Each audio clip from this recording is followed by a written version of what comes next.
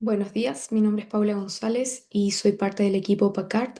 En esta oportunidad les presento la comunicación, la creatividad entre la potencia y la pulsión, la que se presenta entonces como resultados preliminares de una investigación más amplia que está desarrollando este equipo, que es parte del Departamento de Antropología Social y Psicología Social de la Universidad Complutense de Madrid. Y es parte, por tanto, de un proyecto de investigación más amplio que se titula La pasión en el trabajo como capital, vivencias, ambivalencias, resistencias y subjetividades de género en el sector de las industrias culturales y creativas. En este caso, el trabajo que estamos desarrollando lo hemos insertado en el sector de los trabajadores del cine, vinculados a la producción y postproducción de obras cinematográficas. Y hasta el momento llevamos 18 entrevistas efectuadas y ya analizadas. em, y ahora, por tanto, voy a presentar lo que son los primeros hallazgos que hemos alcanzado. Como contexto, podemos señalar que en este caso la acción o se inscribe dentro de los estudios que han seguido el giro creativo, vale decir cómo se toma a la creatividad no solamente como una competencia personal ni como contenido del trabajo, sino que como un recurso productivo y también del giro afectivo, haciendo entonces eco de la importancia de los afectos en los procesos de subjetivación y gobierno en el ámbito del trabajo. Sí, esta reflexión también hemos visto que hay una importante razón creativa, hay una especie de credo creativo que comparten los trabajadores y que les permite, dentro de otras cosas, justificarse, posicionarse, validarse y reconocerse dentro del sector. En el fondo, apunta a cómo ellos se hacen inteligibles frente a los otros de acuerdo a esta racionalidad creativa y también les permite justificar su posición y su experiencia de precariedad. En este sentido también, o como parte también de este credo, va a ser importante el concepto de salario emocional en el sentido de que como trabajadores no solamente va a ser importante la retribución salarial, o el percibir, por tanto, un salario económico material, sino que más bien aquello que está del ámbito de lo emocional, de lo afectivo, de la dedicación al trabajo, cuestiones que escapan, por tanto, a las dinámicas de intercambio económico dentro del trabajo. Em, Todo ello entonces nos lleva a considerar el concepto de órdenes de justificación que desarrolla Boltanski junto con Thevenot, junto con Chapelo también, eh, y que nos permite entonces nos permite más bien analizar el sentido moral que muchas veces cambia o se presenta en la elaboración de juicios que se realizan sobre la situación, sobre los otros y sobre también uno mismo.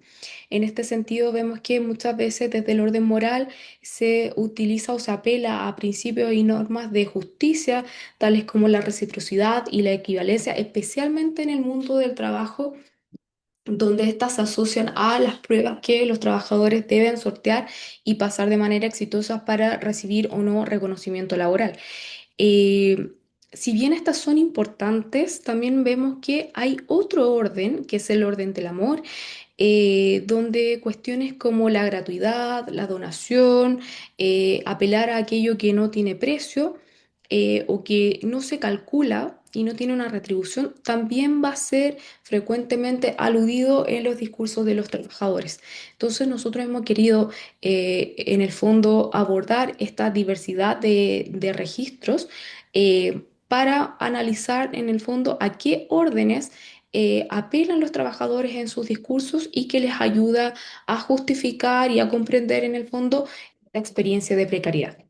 En lo práctico, nosotros hemos identificado tres registros: la trascendencia, el honor y el amor, y hemos identificado además que en cada uno de ellos se presentan ambivalencias importantes, las que vamos a presentar a continuación. El primer registro es la trascendencia. vemos la ambivalencia de lo lleno y lo vacío.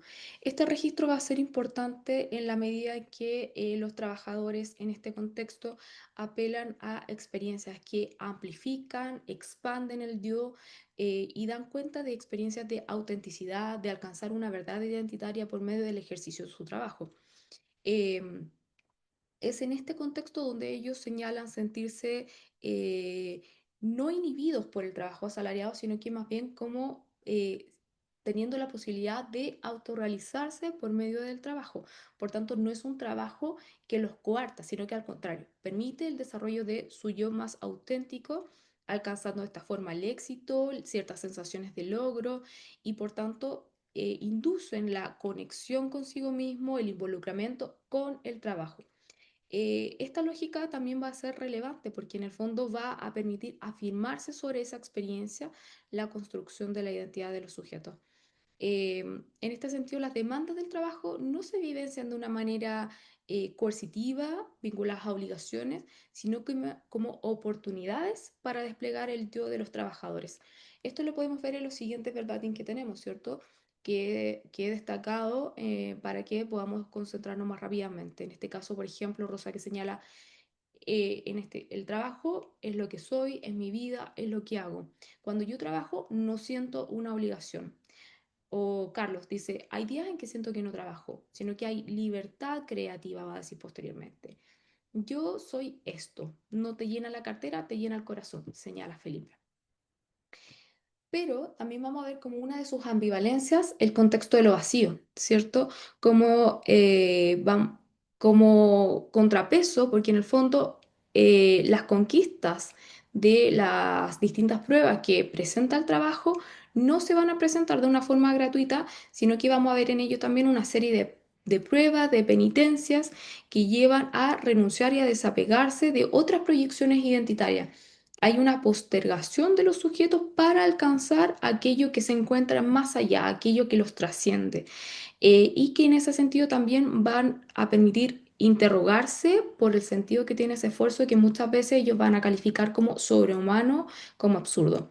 Por ejemplo, José señala, esto es una cosa absurda, el cansancio y la explotación de tener que enganchar, de llevar muchos años trabajando y de tener que parar un poco tu vida para trabajar.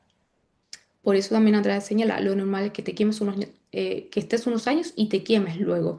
Es un trabajo durísimo que muchas veces ya en otros momentos de la vida donde hay obligaciones parentales va a significar un quiebre importante y un cuestionamiento a esa posición. El segundo registro es el del honor y vamos a ver la ambivalencia de lo que singulariza u homogeneiza. En este sentido, vemos que el trabajo es un ámbito privilegiado para ver las dinámicas de reconocimiento social que tienen lugar y que, por tanto, esta no es la excepción y aquí lo vamos a ver muy de la mano con la relación entre el creador y su obra, que tiene aspectos concretos en el ámbito del cine, por ejemplo, a través de los créditos que exhiben las películas. Em, Vamos a ver cómo se ve una validación permanente del trabajo y de sí mismos, porque en el fondo la calificación al trabajo es una calificación a sí mismos en tanto como artistas, trabajadores creativos. Sin embargo, vamos a ver que también el reconocimiento es frágil, que hay una trampa en la medida en que que muchas veces el reconocimiento es una dinámica sumamente dependiente de recibir la atención, la mirada del otro y por tanto se convierte en un campo de sujeción. Entre los aspectos que destacan de la singularidad, ellos señalan que, claro, aparecen en los créditos y que por tanto se asocia el éxito de la película al éxito en cuanto a trabajador. Y esta es una regalía o un caramelo, como dice Gabriela, que no tienen otros trabajadores que pueden resultar también deben o implican un arduo trabajo. Eh, Rosa también dice, ¿cierto? Los artistas no lo tomamos todo muy personal porque somos nosotros mismos quienes están poniendo lo que hacen. Hay una dedicación, una entrega absoluta en ese sentido. Em, Mientras que en el caso de la de la homogeneización se ve entonces la experiencia más dolorosa o frágil de la pérdida del reconocimiento de lo singular, digamos, y de parecer igual al otro. Por ejemplo, en este caso Jesús dice, yo pienso que el 95, el 99% de la gente no tiene el talento y no pasa nada. O sea, es un trabajador igual que otro. O como José dice, da igual el conocimiento que tú tengas, la experiencia que tengas, el nivel de implicación, el nivel de calidad que tú ofrezcas como profesional. Todo ello, todo lo que tú puedes poner, da igual. Da igual para el trabajo, que en el fondo él va a decir, es un trabajo como todos que se puede tener, se puede perder, etcétera. O sea, no hay para qué dar una entrega adicional. Por último, y este registro es bastante interesante por lo que ya les anticipaba anteriormente, porque aquí tenemos el plano de la donación y en este registro vemos la tensión entre la ilusión ciega y el dolor que se pronuncia. Aquí vamos a ver que entra en juego la dinámica del encantamiento, del entusiasmo, el uso de metáforas energéticas que tienen que ver con cómo las pasiones son el combustible que te llevan a rendir en una sobreexigencia, te llevan a una sobreproducción. em, y también metáforas de enamoramiento, donde se establece una relación amorosa con el trabajo. Yo me enamoro de mi trabajo, me entrego a mi trabajo, pero luego se van viendo las diferentes fases del enamoramiento. La pasión aparece como necesaria, necesaria para mantenerse, para poder rendir a un ritmo tan exhaustivo como el que se vive en este sector. Y también esto da cuenta de un compromiso con la tarea, con la dedicación y la renuncia a sí mismo. Esto también lleva a disposiciones hiperproductivas y donde los afectos en el fondo son secuestrados por el propio trabajo, o sea, se trabaja en función de ellos. Y por tanto también se difumina en los límites del trabajo y lo personal, porque en el fondo los otros aspectos identitarios quedan bloqueados para solamente dedicarse al trabajo. Esto lo vemos en los verbatim. Carla, por ejemplo, dice, me encanta el trabajo que hago. Jesús, la pasión tiene que ver con enamorarte y que pasas por las diferentes fases del enamoramiento ciego. Esto es algo pasional, va a decir José. Seguir continuando con la pasión con la que tuviste el primer día, volver a enamorarte. Me apasiona totalmente y quiero dedicar mi vida a eso y la verdad que quiero. O sea, para mí el trabajo es parte de lo que quiero en mi vida, nos va a decir Jesús. Por otra parte, también vamos a ver entonces el dolor que se pronuncia cuando justamente esta racionalidad se muestra más desencantada, más doliente, donde se toma peso del posponerse constantemente y vivir la frustración en el trabajo. Y justamente va a ser esta apertura la que va a problematizar más esta precariedad que aparece tan naturalizada en un primer momento. Por ejemplo, Jesús va a decir, lo habíamos visto con las fases del amor, ¿cierto? Ya te acostumbras y empiezas a sacarle cosillas, lo odias un poco, te gusta, no te gusta tal.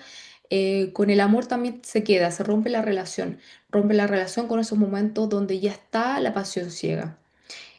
Carla también va a decir por su parte, al final es una industria que requiere que tengas casi como tu prioridad número uno, tener una vida fuera del trabajo que acaba muy quemado, hacer cosas cuando no estás, cuántas horas vas a estar trabajando.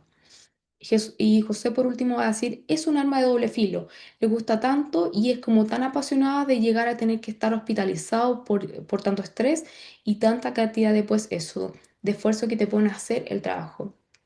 Aquí aparece entonces cómo esta dedicación al trabajo, esta entrega total, muchas veces lo lleva incluso a la enfermedad, a presentar ciertas patologías vinculadas con el desgaste laboral.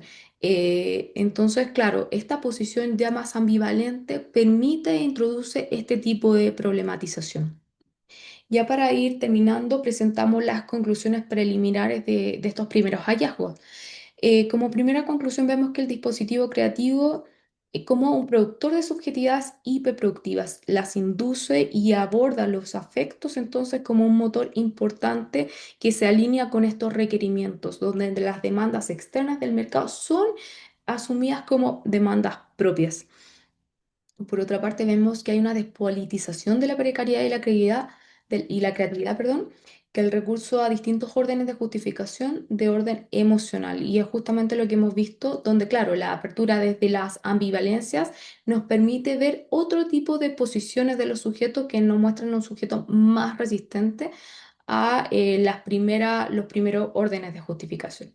Y por último, vemos que los registros de justificación en el que conviven ambivalencias y emergen distintos espacios de resistencia que justamente nos permiten problematizar mayormente la situación de precariedad en que se encuentran. Sin embargo, vemos que hay dificultades justamente por los afectos de distanciarse eh, y la creatividad en este sentido se ve inhibida en su potencial transformador, ¿cierto? Hay una colonización de los afectos donde es difícil tomar distancia y es justamente esa apertura la que estamos investigando. Esos son nuestros primeros resultados y muchas gracias por su atención.